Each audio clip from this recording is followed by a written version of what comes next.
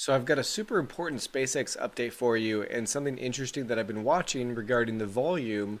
Basically, huge amounts of volume are flowing into SpaceX stock pre and post earnings. Now, the interesting thing here is it seems to be coming potentially from Tesla. Look at the decline in volume in Tesla over the last couple of weeks.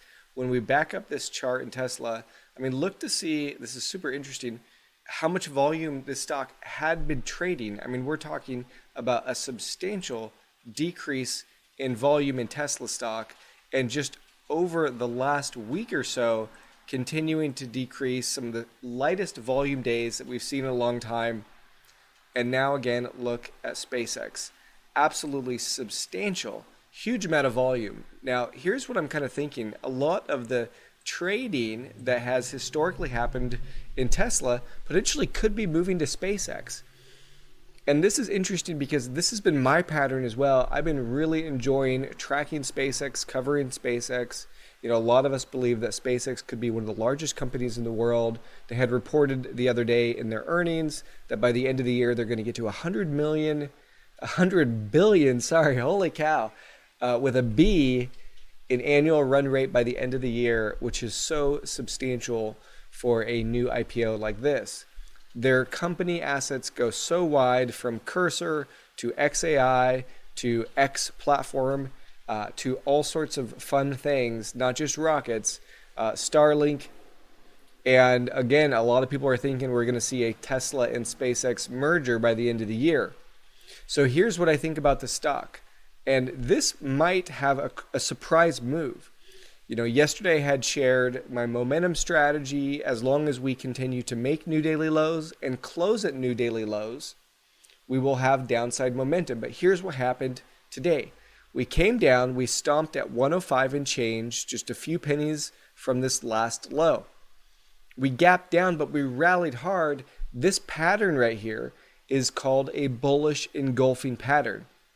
The body completely engulfs the body from yesterday's candle. Very interesting price action. So while we did gap down on earnings, so far we're not seeing any follow through to the downside. And today, when we had that huge share unlock, it was like 900 million shares or something crazy like that. The stock is actually holding tight. So here's what I'm going to say. If we can get above and stay above $116, which is this shelf right here, I think SpaceX actually could have a surprise move to the upside. Now, you can try and swing trade this, but I'd highly encourage you to hop in to one of two charts, a 5-minute chart, which has just been banking. Make sure to use the Heikin-Ashi candle and watch for the periods where we have red, red, red, doji, and then we break above that doji. It's been an amazing day trade. Just in this one example, you can see we went from 110 all the way to 114. Catching this with 100 shares, that's $400. 1,000 shares is $4,000. This is no joke. This is where the new volume is coming. Okay, you could even zoom into a 1-minute chart. Check this out, right?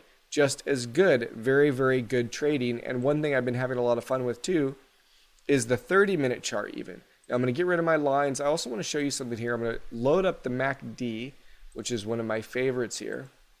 Now, one of the things I've been really liking lately is the MACD on a 30-minute.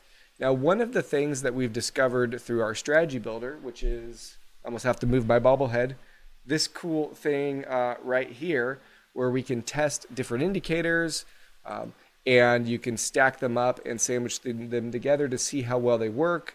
We have the ability to test, check this out, so many cool things.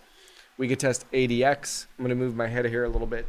We could test ADX, Bollinger Bands, DMI, Heikin-Ashi, whole moving average, Keltner channel, moving average, MACD, parabolic SAR, RSI, stochastics, slow stochastics, and Williams percent R. I mean, this is basically all the indicators that people use. We could backtest them right here in the Wall Street AO platform. We know that the MACD is one of the best indicators, and it works really great even on the 30-minute.